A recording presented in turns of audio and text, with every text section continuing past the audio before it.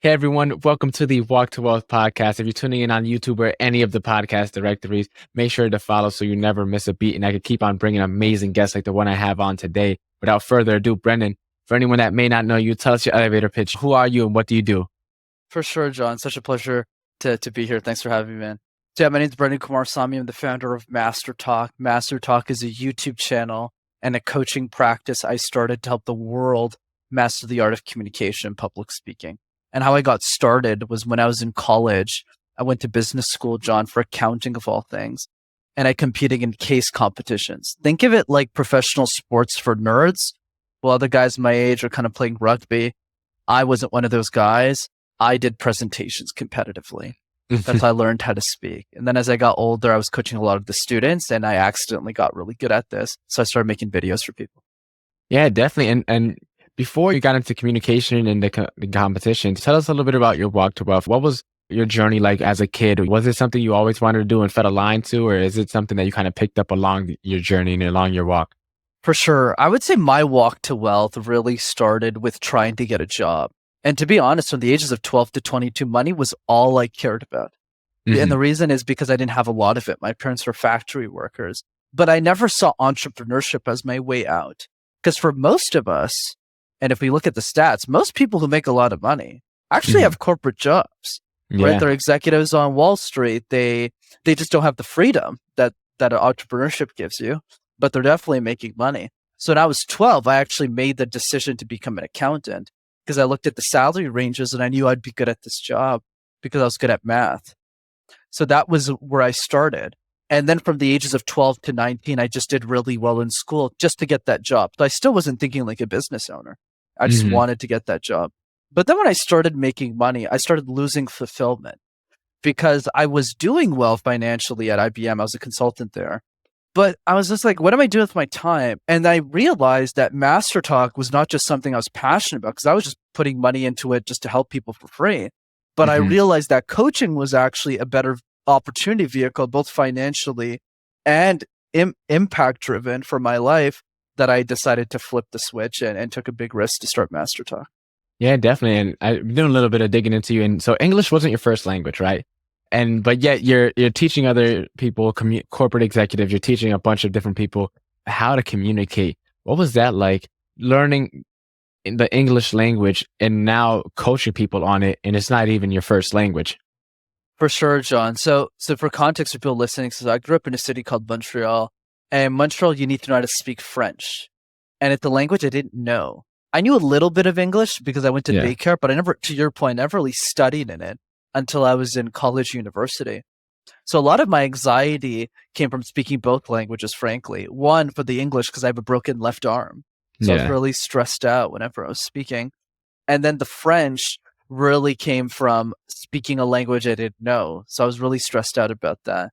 So yes, I definitely had a lot of insecurity. I think the way that I overcame it, John, is a great quote by Ali Gadet, which is, if you help one person, the world will give you permission to help everyone else. And that's always been my perspective. So I always started with, wait a second, let's just start with one person. So I started working with people my own age, and then I aged up over time. Yeah, definitely. And then another question before we kind of really get into today's conversation is, you mentioned you looked up salary ranges at age 12. Most people at 12 are either playing video games, they might be hanging around with the guys after middle school. And at that age range, you were locked in, essentially, kind of in terms of making something happen for yourself. Tell us a little bit about, what was your mindset like at age 12 that led for you to be so focused and so like clear on it? Yeah, this is what I got to get into because this is where the money's at.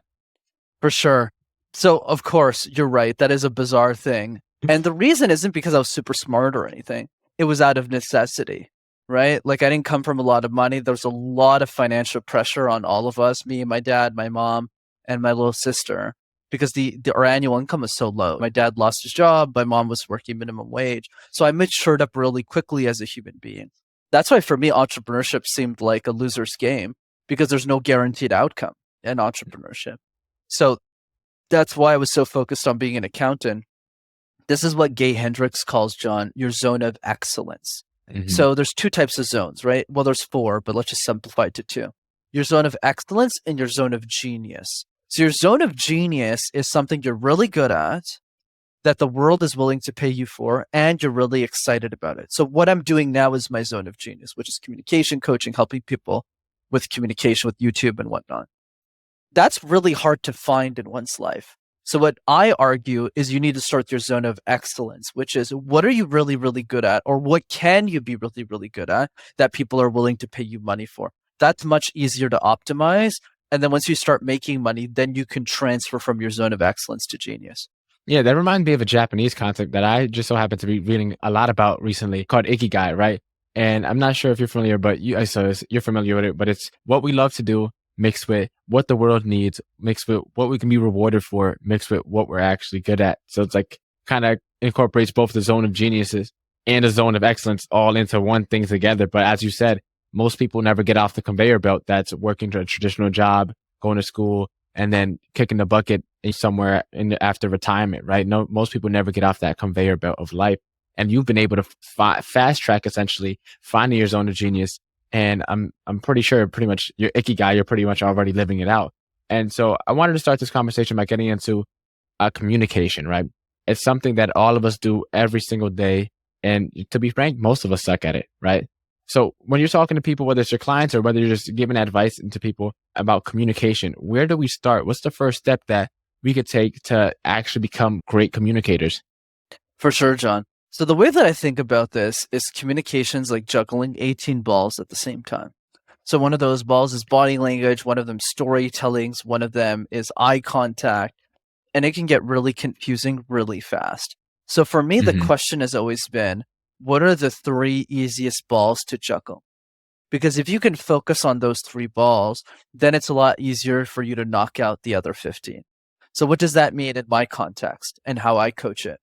I call it my easy 3s. So let's start with ball number 1, and I'll throw it back to you, which is the random word exercise.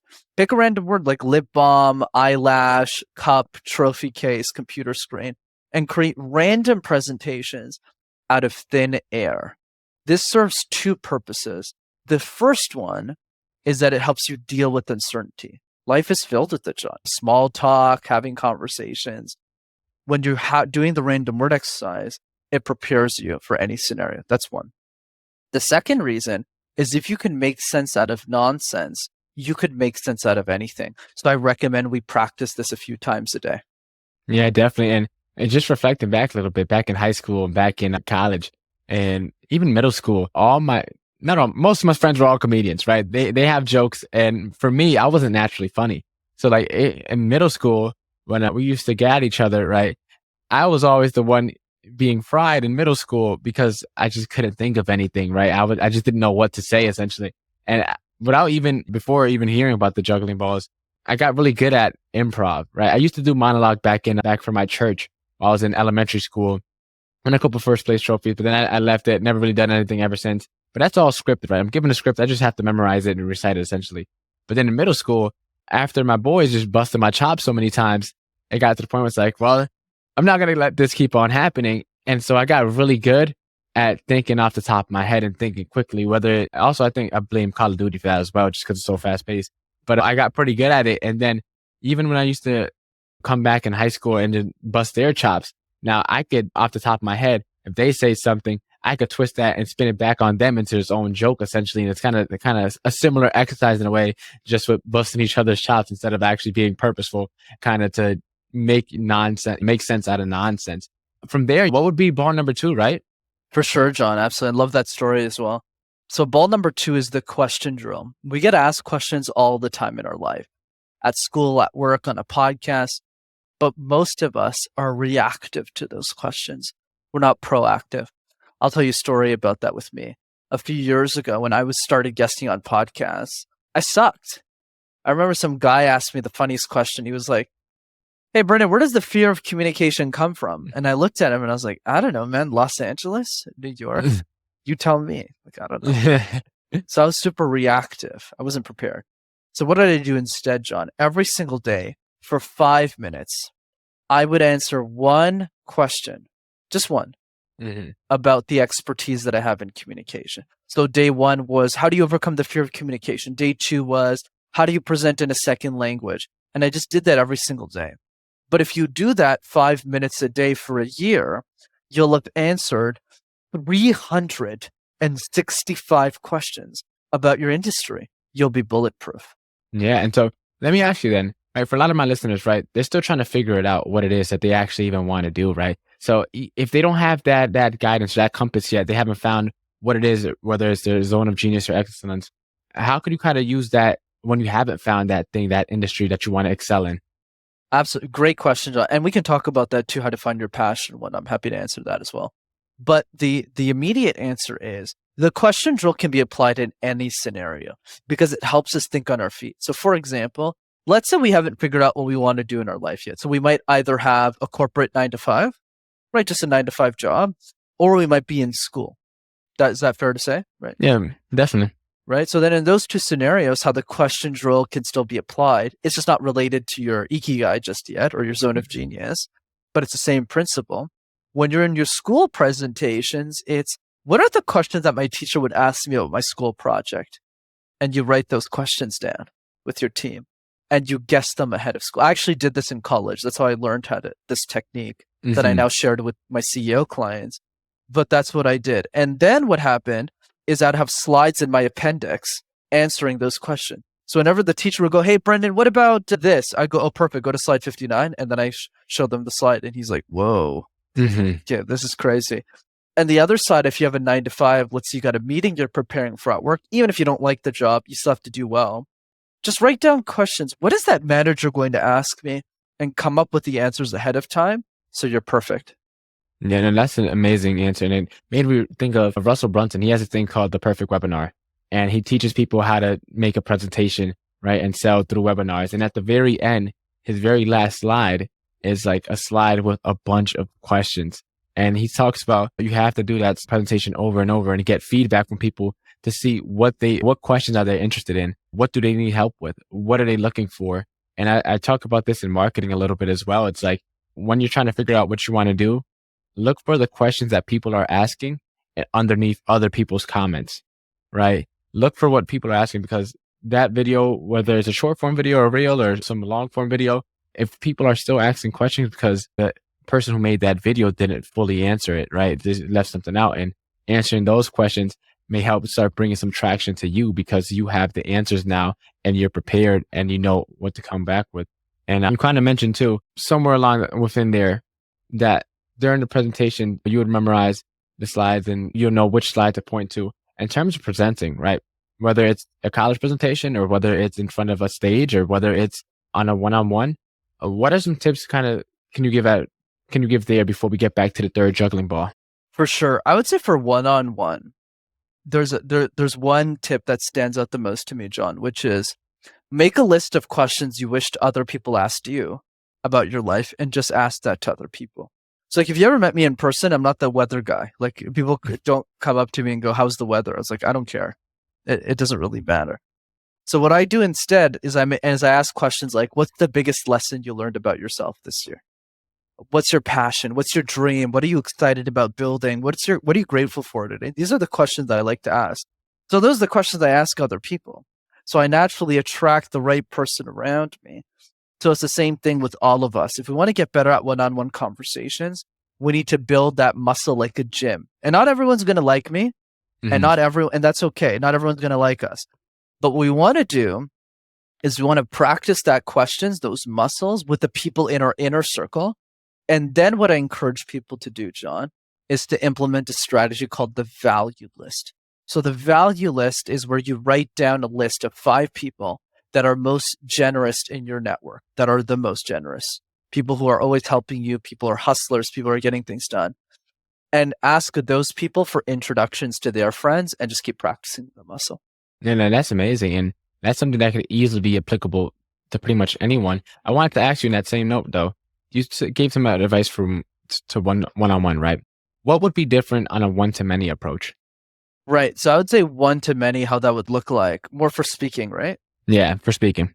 Yeah, for speaking, there's a couple of thoughts there. So what I would say the main one is to implement a strategy I teach called puzzle.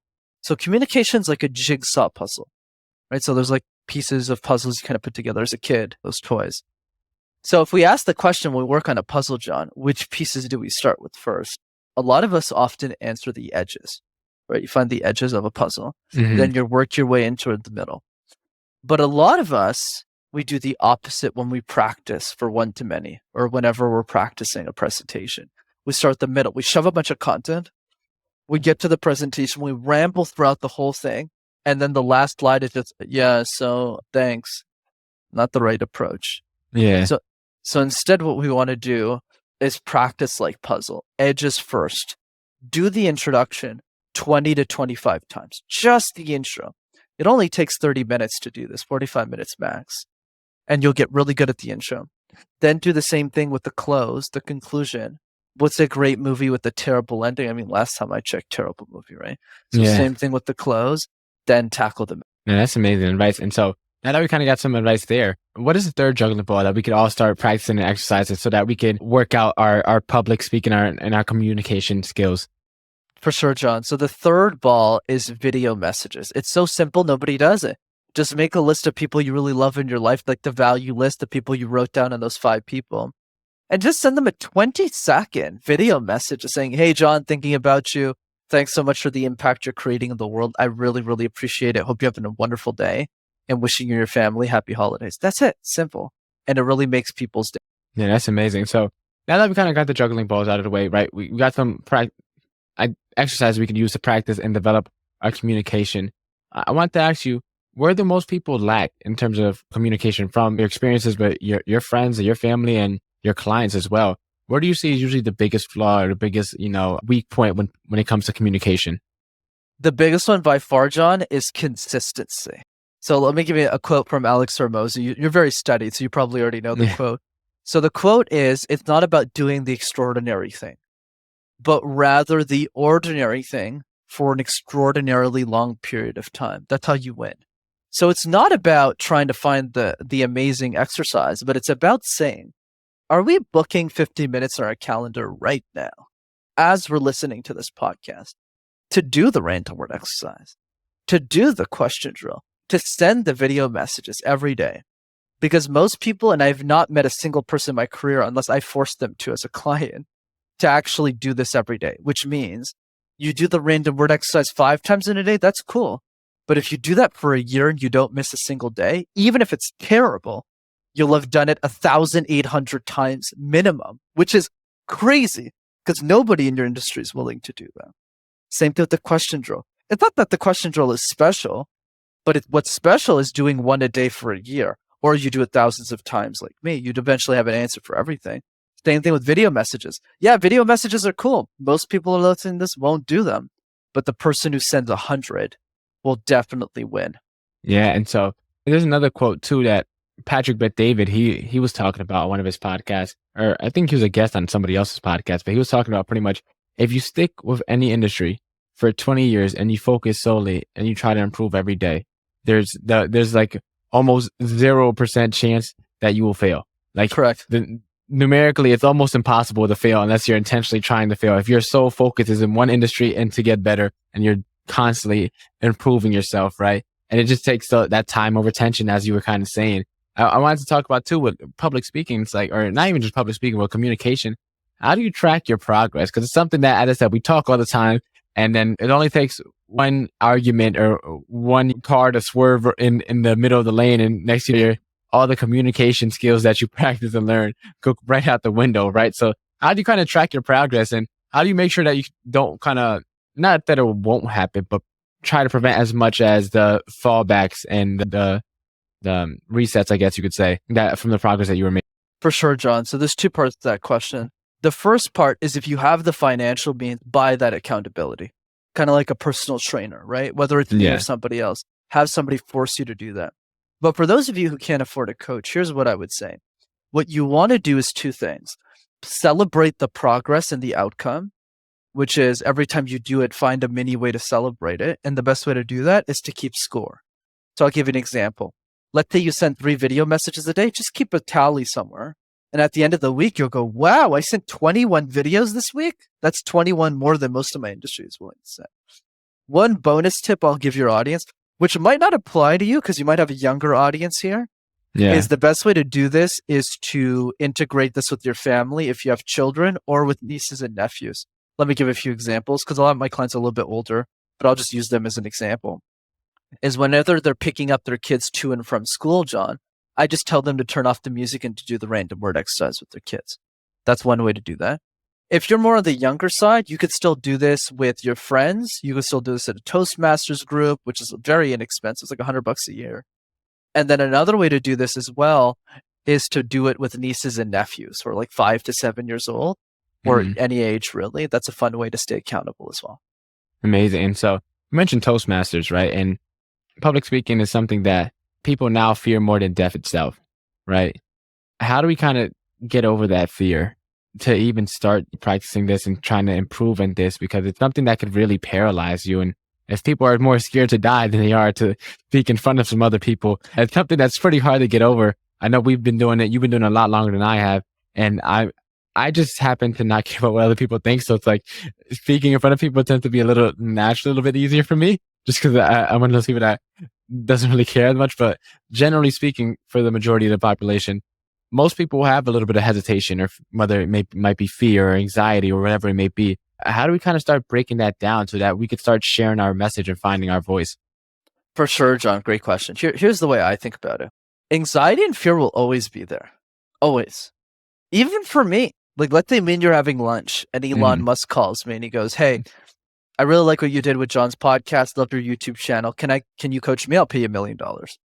Would I be upset? Would I be crazy? Would I be anxious? Yeah, I would be. It's Elon Musk. It's okay. Yeah. It doesn't matter what the experience I have. So there's always a level in which we're all fearful. So for me, it's not about something we should remove or overcome, but rather a marriage we need to learn to manage effectively.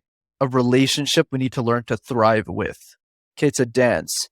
Think of it like a boxing match where one side of the ring is the stress, the fear, the anxiety, I don't want to do this. And the other side of the ring is the message. Why is this important to share with the world? And I had every excuse not to do Master Talk, right? Because I started when I was a kid. I started coaching executives when I was 19. I started a YouTube channel when I was 22 on executive comm. I have a crooked left arm. I practiced my whole life in French, a language I'd barely understood. And I have a bachelor's degree in accounting. Why did I think? And I had no money, so I started making videos in my mom's basement when I started. Why did I ever think that I could be the superstar in communication and be the coach for everybody? The reason is because of the 15-year-old girl who can't afford me. That's who I do this for. Sure, I got a bunch of CEOs and life is great, but I think it's more about saying, hey, that 15-year-old girl cannot relate to a 55-year-old executive PhD in communication. So when we go back to that boxing match analogy with the message and the fear, just make sure that when the bell rings and your fear and your message meet at the middle, John, that your message gets the knockout punch every single day. Amazing. And so I kind of want to ask you too, you mentioned for that 15-year-old girl, right, that can't afford you. You have something that's, tying you to, that's pulling you, compelling you to action. And for a lot of people, they struggle to find something like that, right? As I said earlier, like the conveyor belt, most people are just waiting to kick the bucket, right? They're not even, there's a rapper, he said, right now I'm not living, I'm just breathing, right? A lot of people are experiencing that. And so how did you find that anchor, right? That no matter whether it's a bad day, a good day, but you could always get up because I have to do it for that 15-year-old girl. Like, how did you find that? For sure, John. The reason I love this question is because I feel the case study of my life can be applied to the majority of people.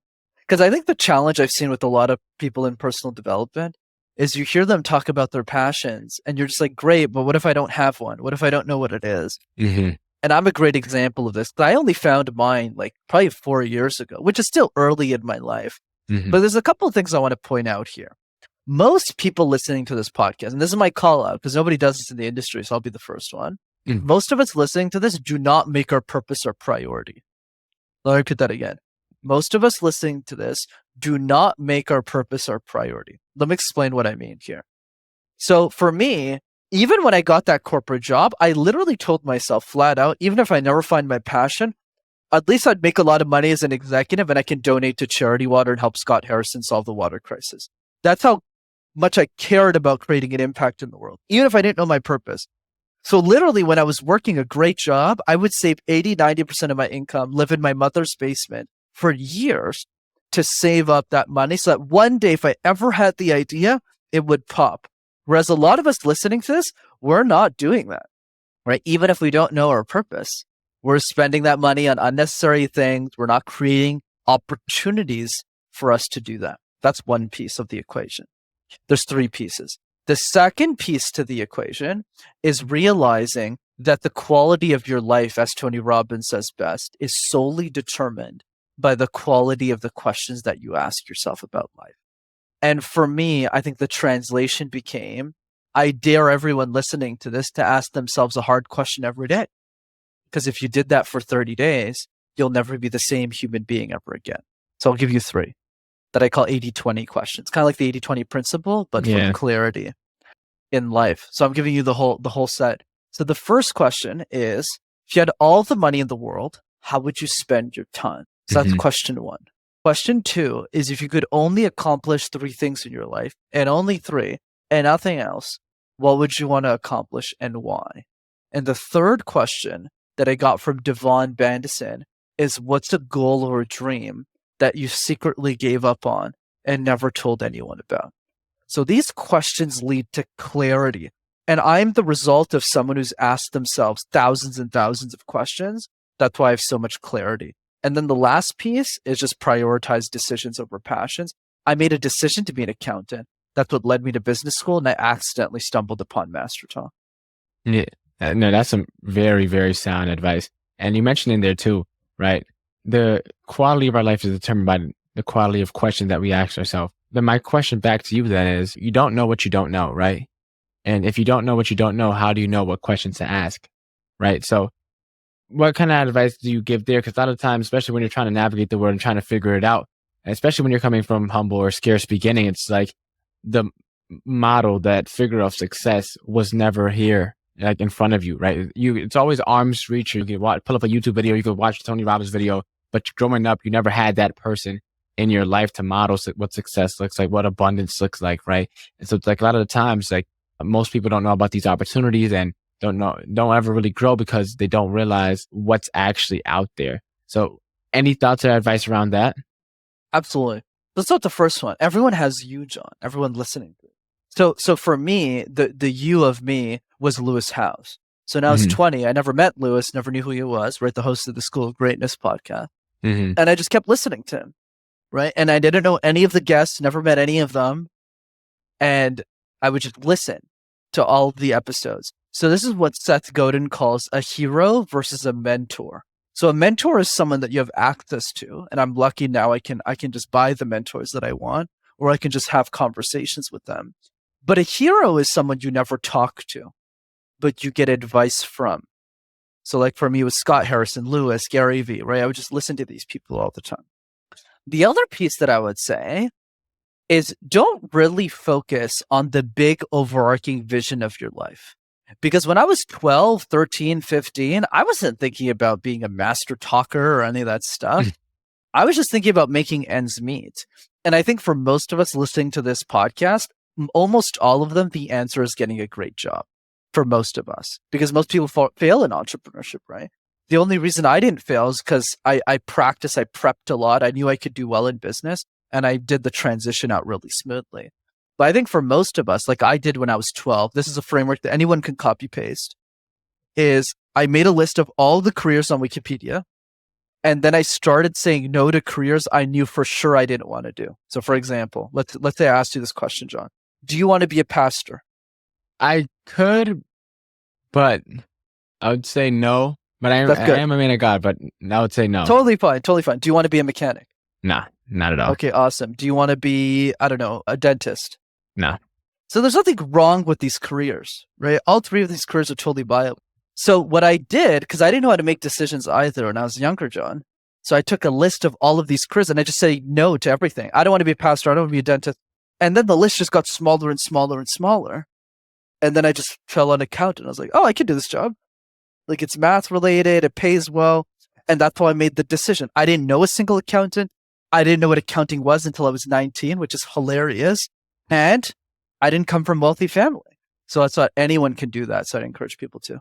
Yeah, and that's amazing advice. And that's exactly how I kind of lived out my life, which is coincidental. for me, like I grew up 9 people in a 2-bedroom apartment, right? My grandparents were the main people Wow. that raised me. And I usually never go into my story because I feel like a lot of people use their story and they attach their identity to it. I've learned a lot from my upbringing, right? But like for me, that was life. Like it's not like I thought I was struggling or anything. That's all I knew. So it's not like I was like every day, like, oh my goodness, why does he have that tone and I don't? That's just life for me, right? That's just how I grew up. I never seen it as a bad thing until I started reflecting as I got older, and it's like, oh, I actually missed out on a lot. But we learn, we grow from these experiences.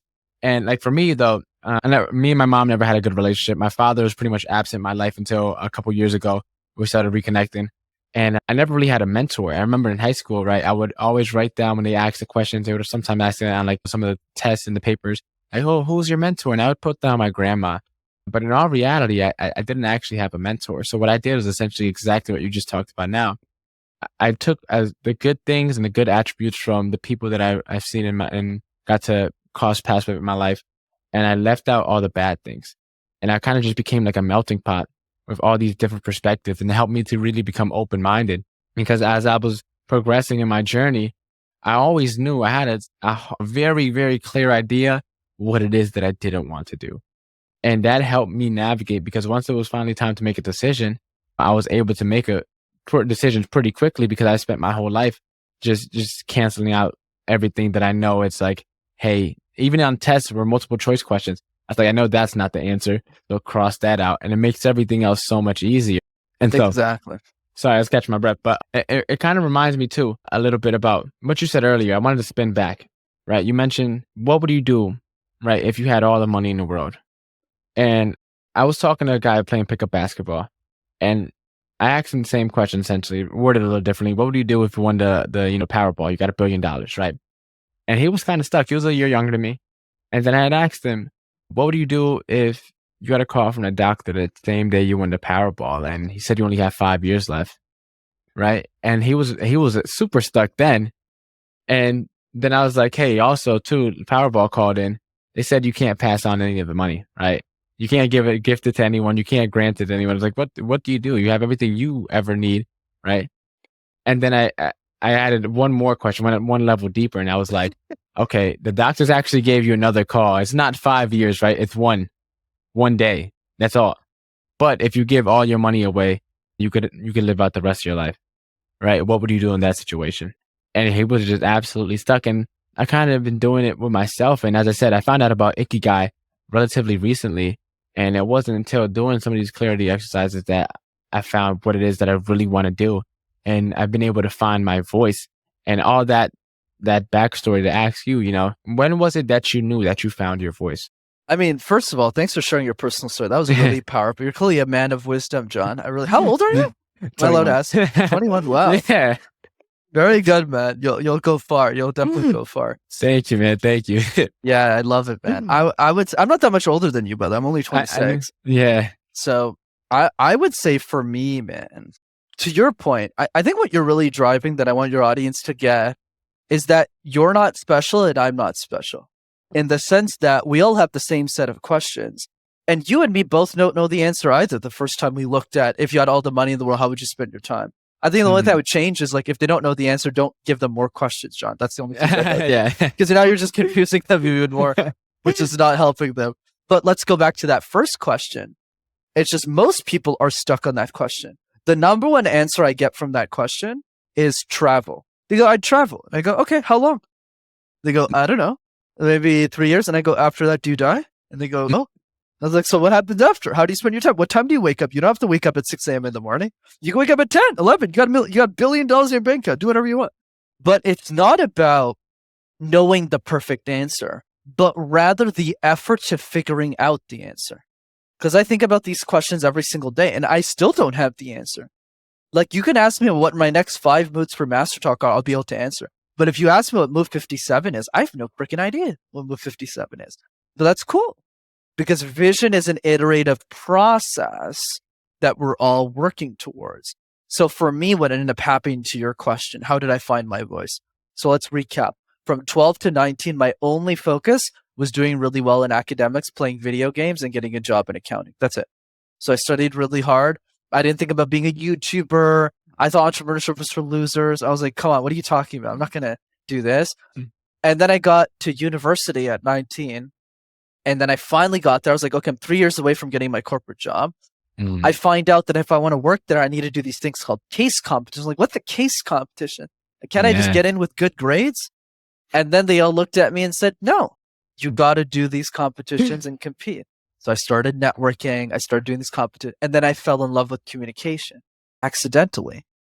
And then in my last semester of college, when I had my IBM job locked in and I worked there for 2.5 years, and my completely financial outcome changed the second I started making money. It was my last semester, and I was like, oh my God, like what brought me the most joy in the last 3 years of my life? And it was coaching all of those kids for free back then to get them the results, to get them and make them become great speakers. So, but I didn't know it was a profession. So I just started a free YouTube channel to help people. And then a few months later, I met my business partner. I realized that was actually my voice and my mission. And then I was able to find my purpose. But I worked for like years answering. I've been listening to Lewis's podcast since I was 20, right? So a year younger than you. And I just kept asking those questions. I never had an answer. And then literally 3 years ago in 2019, everything clicked. And I was like, I'm going to be the next Dale Carnegie. And that ended up being my North Star. But you don't get there right away. Yeah. No, even for me, like on a smaller scale, right? For the story of how I got the name for Walk to Wealth, right? It's so I got the idea back in August of 2021. And me and one of the guys named Marcus, he was supposed to be my co-host, not a guest on the show. He's actually supposed to co-host the show with me. But at that time, I was working about 70 or so hours, and I was also studying to get my real estate license. And he was about to go back to college, start his junior year. And so he ended up having a different schedule than I had, and so it wouldn't have worked out. And so I procrastinated about 4 months, and I wrote that in my journal. The goal for every week was think of a name for the podcast. And then the end of the week would come by, and I didn't spend any time thinking of a name for the podcast. And that went on for almost 4 months. And then one day it just came to me, Walk to Wealth. I was like, this is it. And from there, I got put into action. I hit up a guy on Fiverr to get the podcast logo. A couple of days after, I already had the equipment as well. A couple of days after, I recorded the trailer. I was like, okay, it's almost December now. Okay, I recorded this, drop this. I'm going to drop my first episode in January. And I dropped the trailer telling everybody that I was going to drop the episode in January. And it kind of forced me into action. But I spent a lot of time just like kind of aimless almost essentially with the podcast. I almost forgot entirely about the podcast because I just didn't put any effort into it. I couldn't think of a name. And it finally came to me. And once it did, it was well worth it. And you mentioned too that it took you a while to find your North Star. I feel like for most of our lives, or for even probably all of our lives, if you ask people why enough times, right, they never have the answer, right? I could ask you why Master Talk. You might tell me one reason. I then ask you why for that, and then tell me another reason. But after, a number of questions, you keep asking why, and you realize most people don't really know anything, right? And we're all in search of the truth. We're all in search of what it is that we're here. And I'm getting a little philosophical, but keeping that open mind and knowing that as long as you just keep moving forward, it would finally all start coming together a little bit. And now it's like, I wanted to ask you, after all the years of trying to figure it out and then putting it together, now you're kind of on the other end of things where now it's rolling, right? How does things look like now for Master Talk? You went through the journey already. You kind of shared with us your experiences and some of your practices and exercises. What does Master Talk look like now? What's keeping you going? And what's your plans for really just impacting more lives? For sure, John. I appreciate that, man. Yeah, I think you're right. Like, for sure, the first few years, it was really tough, right? To figure out what's the point of this? Should I be doing this? Then now things are working out for me, fortunately. So I would say now the vision is scale. How do I take my YouTube channel to the next level? Like, I've done well, but I think now it's to get to that next level of status here so we can impact more lives. So like the podcast we talked about earlier, that was another piece of the puzzle right this year. So now that's one piece. Another piece is writing a book on communication, probably the next 5 to 10 years, write like a really good book. So I'm going to take my time with it. And then the third piece is scaling my coaching practice, because that's what allows me to fund everything else. So I train a lot of CEOs and executives, and they give me the financial resources to keep making YouTube free for everybody and to keep creating more content. But honestly, beyond those three things, John, I'm not really sure. That's why I have a coach too. And he helped me kind of figure out what's the moves after that.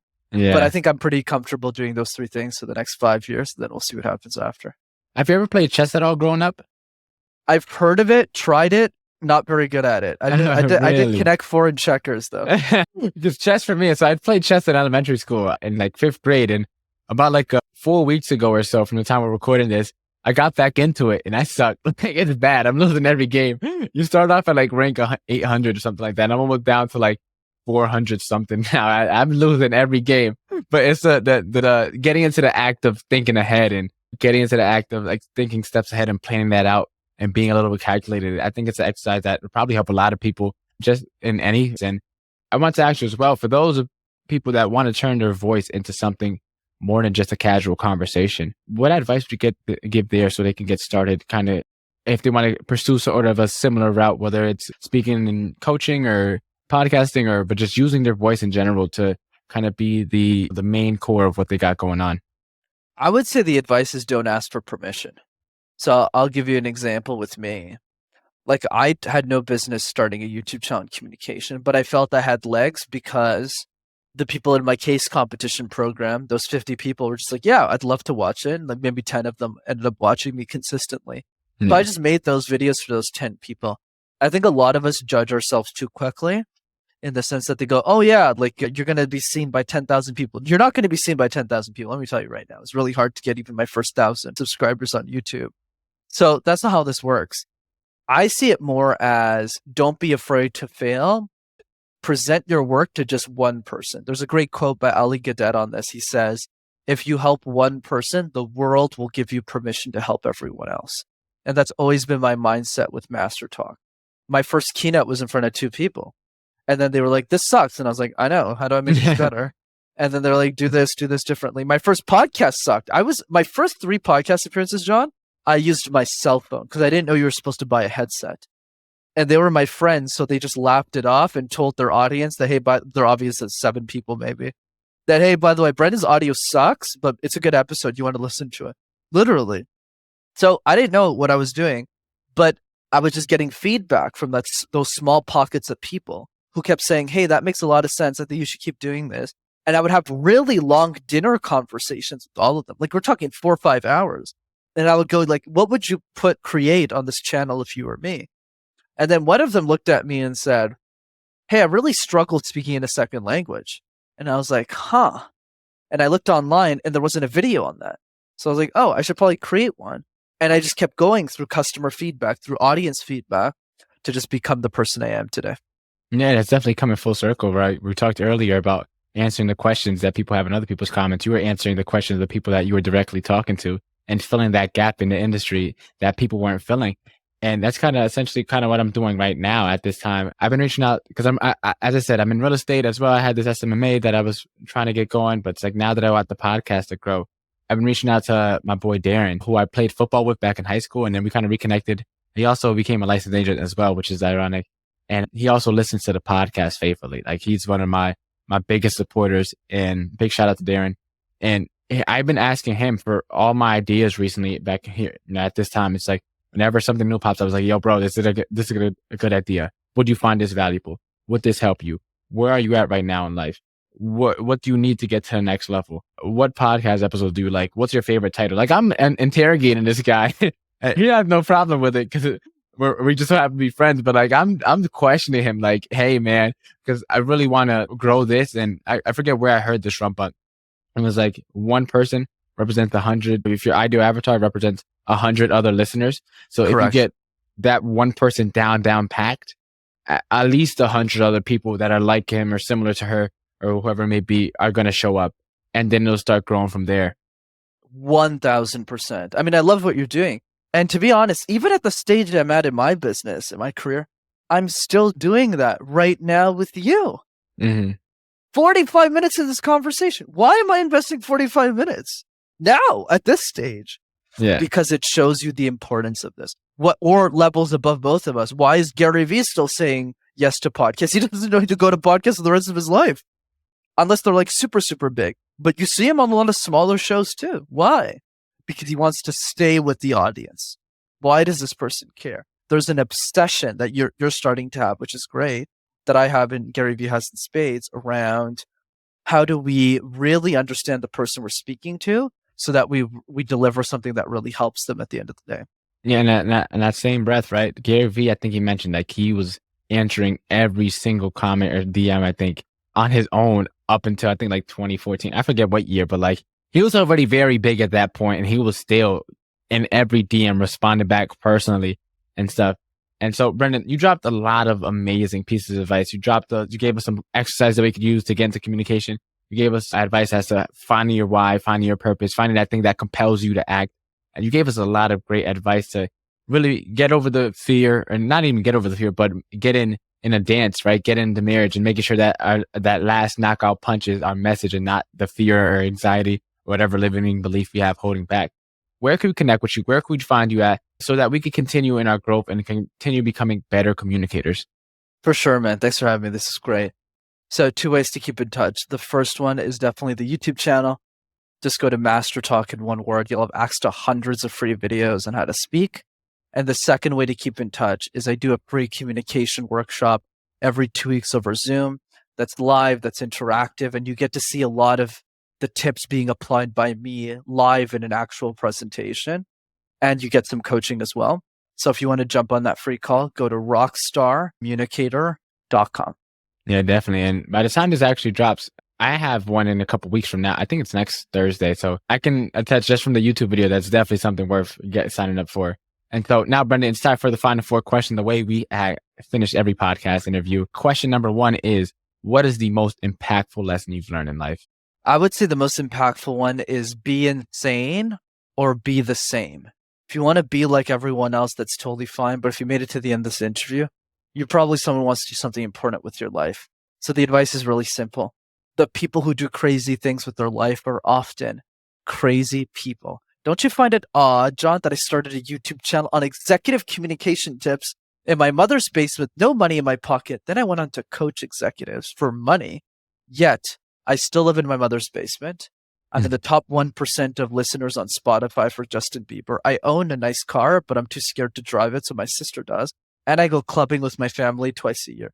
And I can karaoke in 8 different languages. None of it makes sense. And that's the point. When every decision of your life makes sense to the only person that it should, which is you, you'll probably be successful. Amazing. And what is the most admirable trait a person can have? That's tough, man. What is the most admirable trait that a person can have? I'm not going to say, oh, that's tough. I think for me, it's generosity, man. Like people who just add value to other people genuinely. Like when we were talking at the beginning of this podcast, I was like, don't invest in that. Don't do this. Do the other thing. Like, I think it's just, you just do good by people, and people really underestimate the value of that and how it comes back to you. So that's a big one for me. Definitely. If you had to change someone's life with one book, which book would you recommend? Thirst by Scott Harrison. Scott Harrison's the CEO of Charity Water. It's a nonprofit he started to help the world gain access to clean water. The reason I'm such a big fan of Thirst and Scott is because I believe he's one of the best storytellers on the planet. And he's also a great example for all of us that we can all create impact in the world. He went from being a nightclub promoter in his 20s in New York City, getting people drunk for a living, to building the biggest water charity in America. He's raised like $700 million for people. It's like crazy. So yeah, there's a great message there for all of us. And I gift that book a ton. What is the legacy that you're trying to leave behind? For sure. I'll tell it through a story. So I'm watching a video and it's about Taylor Swift, right? She wins an award called Woman of the Year, John, which is an award that Billboard gives out. And then she looks at the crowd and goes, your future Woman of the Year is 11 years old right now. She's in choir. She's learning how to sing. And we need to take care of her. And then 6 years go by and Billie Eilish becomes the youngest woman in Billboard history to win Woman of the Year at the age of 17. So she gets up on that stage. She looks at the crowd and goes, hey guys, I don't know how I won this award. And she keeps rambling. And then the last 30 seconds of her speech changes my life. She looked at the crowd and goes, yeah, and it was 2014. I was watching Taylor Swift and I was 11 years old. And I was learning how to sing. And I was in choir. And I had big dreams. So thanks for taking care of me. So whenever I hear that story, it always gives me goosebumps because I think about the next Elon Musk. Because when Elon was 13, he didn't have anybody. Some kid in South Africa, nobody cared about him. Nobody helped him. Whereas for me, it's like the next Elon is out there somewhere and we don't know who it is. But I know for sure, John, that person whether it's a boy or a girl, cannot afford a communication coach. So it's my duty and responsibility to make sure that I have the resources available for whoever it is so that they can learn to be a great communicator. Unlike Elon, unfortunately. Yeah, that's an amazing story. And it reminds me of a quote, right? I forget the names of everyone that tells me these quotes, but I remember the quote, which is the good part for the most part. And I think it's Tupac actually. I may not change the world, but I'll inspire the person who does, right? And it's just constantly putting your message out there. Now, I want to ask you a bonus question. For anyone that wants to start their walk to wealth today, what is the first step, regardless of whatever industry they're trying to start in? I would say, John, income combining. I think the biggest mistake most young people make is they want to be independent. They want to leave their mother's house. They want to live on their own. I think that's a very irresponsible and stupid financial mistake, unless your passion needs you to move, right? So if you want to be an actor, you kind of have to go to LA. Yeah. But even now, that's changing a lot. Like I'd even counter that now. But I'd say most of the time, the reason I'm well off financially and I do okay is because me and my sister and my mom still live together. And it's not for financial reasons. I do it now to take care of my mom. Living together helps us so much financially because you only have one mortgage. So if you're all making money and you all combine, and for people listening to this and you're thinking, yeah, but I don't have a good relationship with my mother, who cares? Do this with your friends. Do this with roommates. I think that is the biggest upside for all of us that requires absolutely no skill acquisition. You don't even need a high income skill. You just work extra hours at Starbucks and you just live with somebody else. You will automatically make more money. And that's how I've had so much leverage that I can use as capital for my channel and whatnot. Amazing. Brenden, it was a pleasure and an honor getting you on the podcast.